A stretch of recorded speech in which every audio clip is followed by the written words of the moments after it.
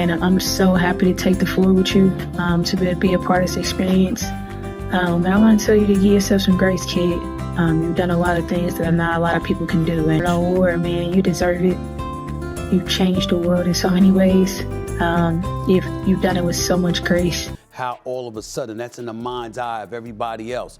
You clearly have this person, Caitlin Clark, to thank for it. Kelsey Mitchell or Caitlin Clark? Who's the real MVP of the Fever? We're breaking down their stats, their chemistry, and the drama that's unfolding off the court.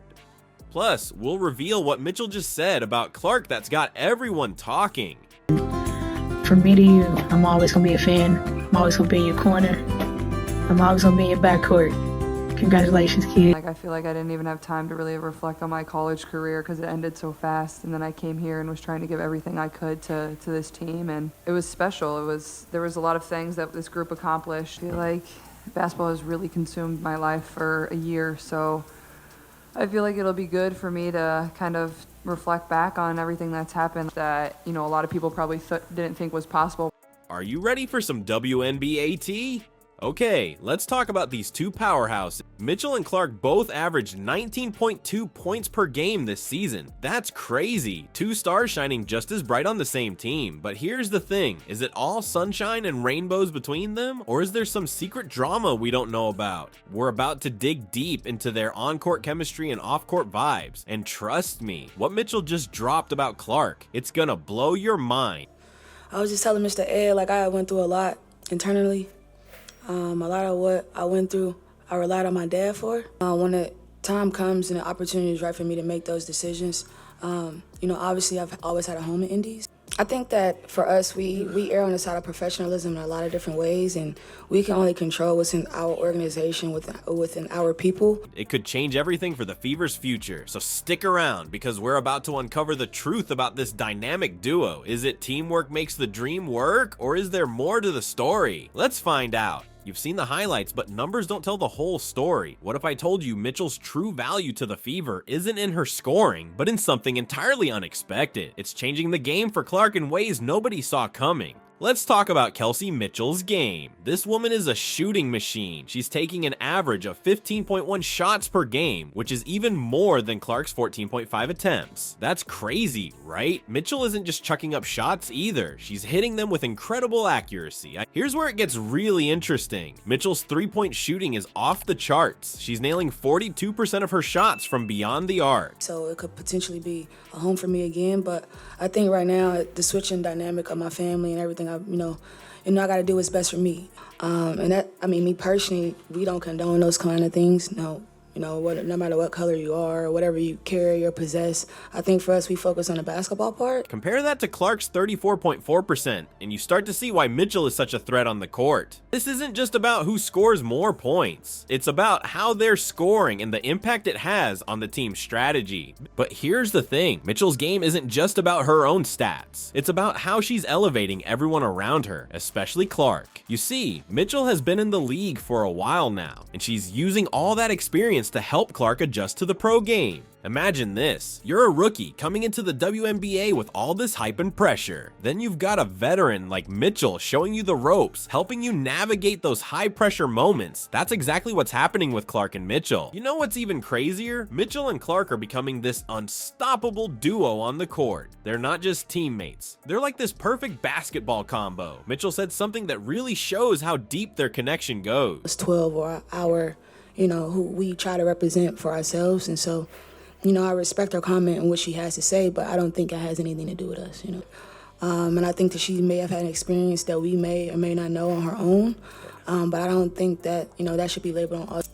It's definitely a lot of emotions and thoughts that flow through my mind. I think that everything for me is so fresh that I don't know what I need and what I'm going to do. She said, I think that me and C Squared will always be locked in on what we can bring to the table as a group. That's not just teammate talk. That's a veteran player recognizing the special chemistry they have. It's like they're on the same wavelength, always knowing where the other one is on the court. But it's not just about their on-court connection. Mitchell's leadership is having a huge impact on Clark's development as a player. And think about it. Clark is getting to learn from someone who's been through all the ups and downs of the WNBA. Clark was the first one in the tunnel. Her long year of basketball over. She was chosen #1 in the WNBA draft last night. We saw Caitlin Clark take the last shot of her season, one that ended with an 87-81 loss to the Sun in Game 2 of the first round of the playoffs, and took a team that had won 30 combined games over the previous 4 years to its first playoff berth since 2016. Clark had a rookie record-setting year. Here she is. That's like having a personal mentor right there on the court with you. And you know what? It's showing in their play. When the game is on the line, when the pressure is at its highest, that's when you see the Mitchell-Clark connection really shine. It's like they feed off each other's energy and take their game to a whole new level. That there was a group, a big three with Aaliyah Boston and Kelsey Mitchell as well. But what she has been able to do has transcended not just women's basketball, but it's women's sport. After Olympic break, you mentioned it, Molly. It's like finally she can wait, waiting to exhale. Totally. 23, 9, and 8 were her averages, bringing the Fever to the playoffs. I know the only other athletes that I can see recently, the past generation, that have moved the needle like this, maybe Serena Williams, absolutely.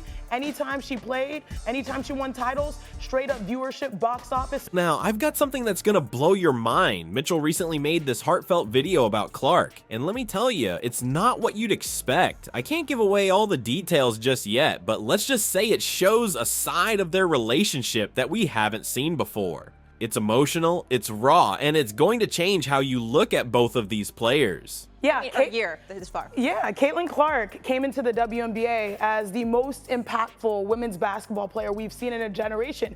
All right, Caitlin finally getting a moment to breathe, right? As she just mentioned, didn't even get to reflect it all on her college career and just jumped right into things and had an epic season. And it took a combination of things, both on and off the court. Off the court, attendance, viewership. On the court, breaking the single season scoring record, or the all-time scoring record in college. While Mitchell and Clark's bond is tight, there's another relationship that's got the WNBA world buzzing. Clark versus the entire league's defense. Imagine being so good in your first year that teams have to completely change how they play. That's exactly what happened with Caitlin Clark, and it's causing some serious drama off the court too. Let's talk about Clark's rookie season. This girl came into the league and just exploded. She averaged 19.2 points per game. That's not just good, that's rookie sensation level. But here's the crazy part. She did this while facing more defensive pressure than anyone else in the WNBA. Teams were so scared of Clark that she became the most blitzed player in the entire league. That's insane for a rookie. You know what's even crazier? Clark didn't just score. She was breaking records left and right. She was doing things that veteran players dream about. There's an incredible level of gratitude that should be accorded to this young lady with what she did for the sport. That's not to take anything away from anybody else. First of all, let's put this in its proper perspective. When I think about Caitlin Clark, the operative word that comes to my mind is gratitude. But I often argue, when I've argued with folks about this, you think NBA players shouldn't be thankful to Magic Johnson? You think NBA players shouldn't be thankful to Larry Bird? You think NBA players shouldn't be thankful to Michael Jordan? It's like she came into the league and said, yeah, I'm gonna rewrite the history books real quick. And she did. But here's where things get really interesting. Clark's performance was so outstanding that she became the center of a huge controversy. When it came time for the Rookie of the Year voting, something weird happened. Clark got 67 out of 68 votes. That's almost unanimous. Arenas were upgraded, viewership through the roofs. But then when it comes to the basketball, what she was able to do was truly impressive.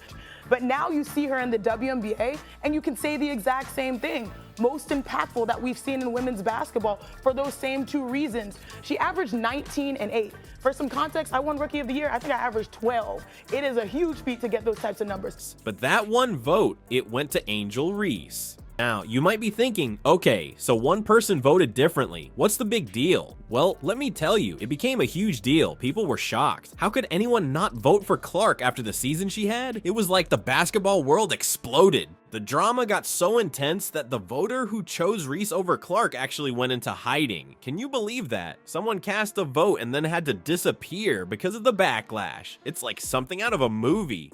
35 at home, 15,000 on the road. Attendance for the entire league up nearly 50% this year, according to data. When we talk about league attendance, the Indiana Fever, all right, with Caitlin Clark, led the league in attendance both home and on the road. Fever averaged 17,000 from across the timeline, and Indiana leads all teams with an average attendance of, like I said, of 17,035. Merchandise sales are up 450%. This whole situation has people calling for changes in how voting works. They want more transparency, they want to know who's voting and why. It's not just about Clark anymore, it's about the entire process of recognizing talent in the WNBA. But here's the thing, all this controversy, it's actually making Clark look even better. It's like a spotlight got turned on, and now everyone's talking about how amazing her rookie season really was. A first team all WNBA, okay? 4th in the league in MVP voting, and we see all of these things. Certainly she's going to be a great player. Merchandise sales are up 450% for the WNBA according to Fanatics. So take those things into consideration. Yes, we're looking at the unanimous choice for AP Rookie of the Year. I think we see that. We see the capability on the basketball court. She can shoot, she can handle, she certainly can pass, okay? I look at it from that standpoint and I say mad respect. People are looking at her stats, her impact on the game, and they're realizing just how special she is. ESPN commentators are going crazy over this. They're saying Clark should have been the unanimous choice. They're breaking down her games, showing how she changed the way teams had to play defense. It's like Clark didn't just have a great rookie season, she changed the game. What this person did. And when you take that into consideration and you think about what the WNBA is on course to continue to do, how women's basketball, the attention, the allure, are there other players in the WNBA that are better? Yes, at the moment, okay? But they never did for the league in terms of attention. And you know what? All this talk is making people appreciate Clark even more. They're seeing how she faced all this pressure, all these defenses designed just to stop her, and she still dominated. It's not just about the points she scored or the record she broke, it's about how she did it with the whole league trying to shut her down. Clark's incredible rookie season has everyone talking, but there's another story unfolding that could change everything for the Fever. What if I told you that the team's management shakeup might lead to the breakup of their star duo? Let's talk about Kelsey Mitchell for a second. She signed a 3-year extension with the Fever back in 2021. That's huge, right? But here's the kicker. That contract is about to end, making her a free agent this offseason. And you know what that means? Rumors are flying about whether she's staying or going. Now, imagine you're Mitchell. You've been with the Fever for years. You've seen the ups and downs, and now you've got this amazing rookie teammate in Clark. But at the same time, the team's going through some major changes behind the scenes. Lynn Dunn, who's been a big part of the Fever's management, is out. And guess who's back after 7 years? Kelly Crystal. This is where things get really interesting. Crystal isn't just any old manager, she's the one who's going to be negotiating with Mitchell about her future with the team. Can you feel the tension? It's like a high-stakes poker game, and Mitchell's future with the Fever is on the table. But here's what's really wild. Mitchell just dropped this bombshell statement about Clark. She said, "I'm always going to be in your corner." Now, that might not sound like much, but in the world of professional sports, that's huge. It's like Mitchell is saying, hey, I've got your back no matter what. Think about it. Mitchell's been the star of the Fever for years. Then Clark comes in, and suddenly she's sharing the spotlight. Some players might get jealous or competitive, but not Mitchell. She's embracing Clark, supporting her, even mentoring her. That's not just good sportsmanship, that's leadership. So what does this mean for the Fever's future? Well, it's complicated. On one hand, you've got this amazing duo in Mitchell and Clark. They're not just teammates, they're friends, they're partners on the court. The chemistry between them is off the charts. If the Fever can keep them together, they could be looking at a dynasty in the making. But on the other hand, you've got all these changes happening in the team's management. New people in charge means new ideas, new strategies. What if they decide to go in a different direction? What if they can't afford to keep both Mitchell and Clark? Here's where it gets really crazy. The success of the Fever isn't just about individual players anymore. It's about this partnership between Mitchell and Clark. They're not just good separately, they make each other better. Mitchell's experience and leadership are helping Clark adjust to the pro game, and Clark's energy and talent are pushing Mitchell to new heights. You know what this reminds me of? It's like when you've got two great singers and they sound amazing on their own, but when they sing together, it's magic. That's what we're seeing with Mitchell and Clark. They're creating something special on the court, something that's more than just points and assists. Let's talk about Mitchell and Clark. These two aren't just teammates. They're creating something special. Mitchell's efficiency and Clark's rookie dominance? That's a combo that's got everyone talking, but it's not just about the stats. Think about it. Mitchell's been in the league, she knows the ropes, and now she's got Clark by her side, this rookie sensation who's changing the game. They're not just scoring points, they're changing how teams play against them. You know what's really wild? This could be the start of something huge for women's basketball. Mitchell and Clark aren't just playing well together, they're pushing each other to new heights. Could they become the next great WNBA duo? Or is this just the beginning of a whole new era in the league? Only time will tell, but one thing's for sure, the Fever's future is looking hot.